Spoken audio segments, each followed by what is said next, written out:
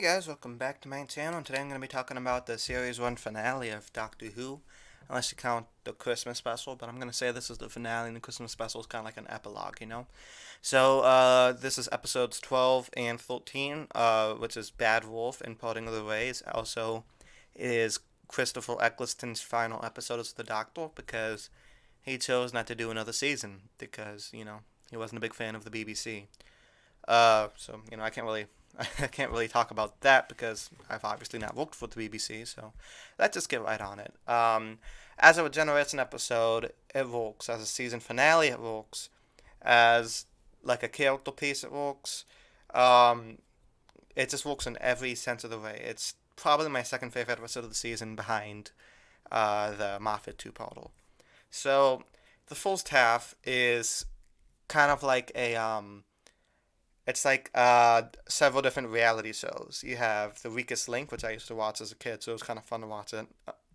It had Big Brother, and it had some like I think it was some like modeling show or something. I'm not really sure if they named it. So Rose is stuck in Weakest Link. The Doctor's stuck in Big Brother, and Jack is stuck in the modeling thing. So it kind of suits each of the personalities in a way. Um, but there's a twist to these games because if you lose, you die. And my favorite was the Anbot, the android, who, shouted, "You are the biggest link," and then just destroyed them. Which turns out they weren't dead. They just got transported to the basement, which is good. A little bit of a cop out, though. If it was up to me, I would have kept them dead. But they usually find out, they eventually find out that they're actually in Satellite 5. That was in another episode. That was in the long game.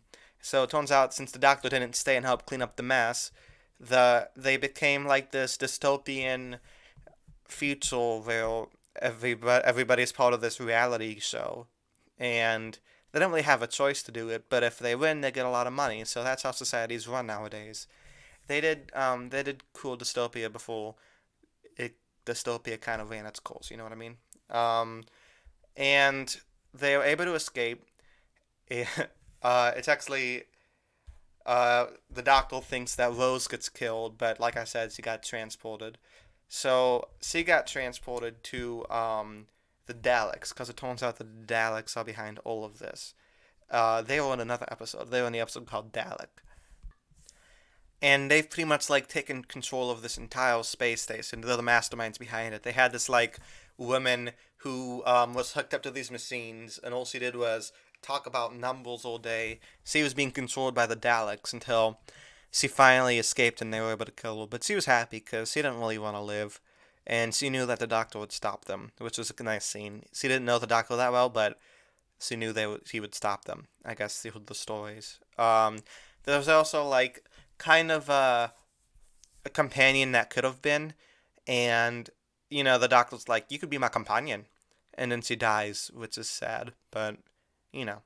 Um, Rose. So it's all the Daleks came back, and the Doctor has a choice, like whether to just run away and let the Daleks just destroy that whole satellite, destroy the Daleks and him, so the Daleks can't kill all of humanity, but he'd also have to destroy the Earth, which would kind of make a paradox because he saw the end of the Earth. So I don't know what would have happened if he did destroy the Earth, but maybe he knew that and he was bluffing. Um, and he decides to send Rose home. He doesn't really decide to send Jack home because I guess I don't know.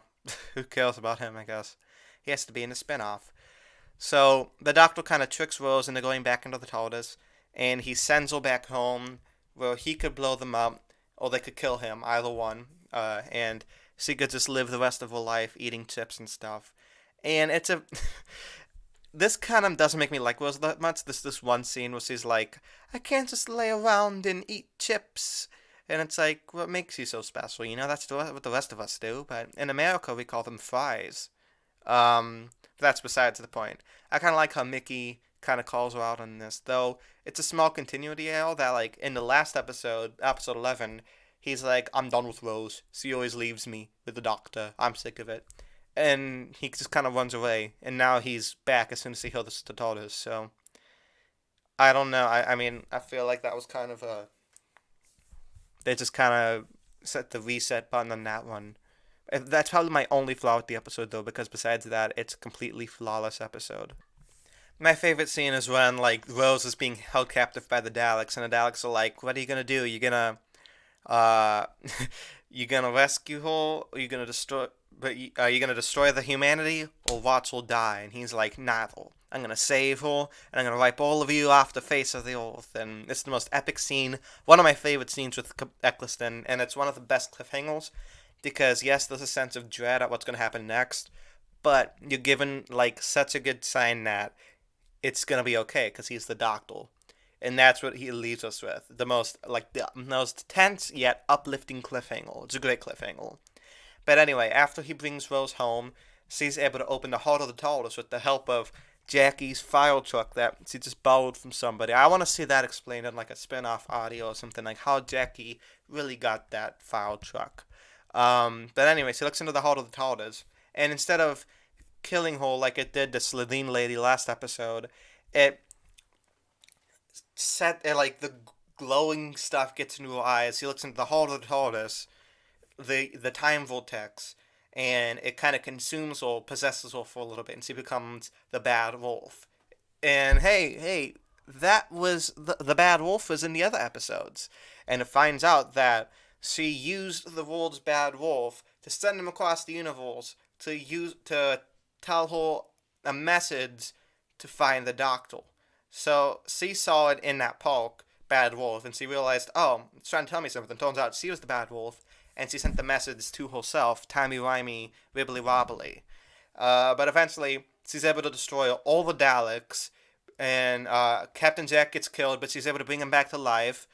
We don't really see him again, though. He'll be in the spin-off. He just kind of goes to the spin-off after this. And it's starting to, like, overheat her, but the doctor's able to save her by kissing her, which is a little gross because he's, like, 900 years old. But it's okay. He just kind of sucks the time energy into her, and, you know, he's not supposed to do that, so he regenerates. And it's a very nice regeneration scene because he doesn't really bitch about it the way Tennant did. He just kind of accepts it gracefully like John Poultry did.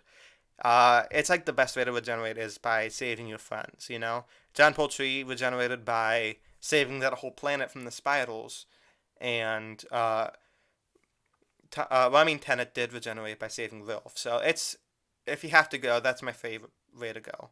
Kind of like Capaldi went trying to save the town from the Cybermen. And the little speech he gives to Rose is sweet. Could have been a little bit more descriptive, but he didn't have that much time, you know? I like his last line, you know? You're fantastic, absolutely fantastic, and so was I. And then he just explodes, and we see David Tennant. So part of me wishes Eccleston stayed for a second season, but like part of me is glad that Tennant became the Doctor, because I also like Tennant a lot, so I think it all worked out in the end.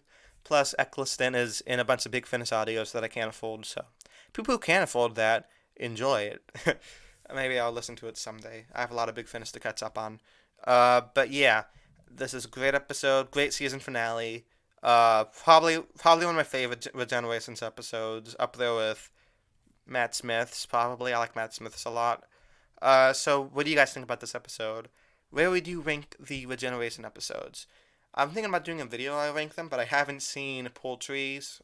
So I don't know. I don't think it's fair for me to do that yet.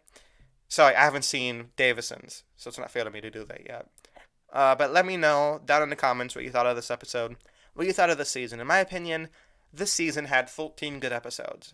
Like, not all of them were amazing, not all of them were memorable, but there wasn't one that, you know, I would skip, because they're all solid episodes. A lot of that has to do with Russell T Davies' good writing.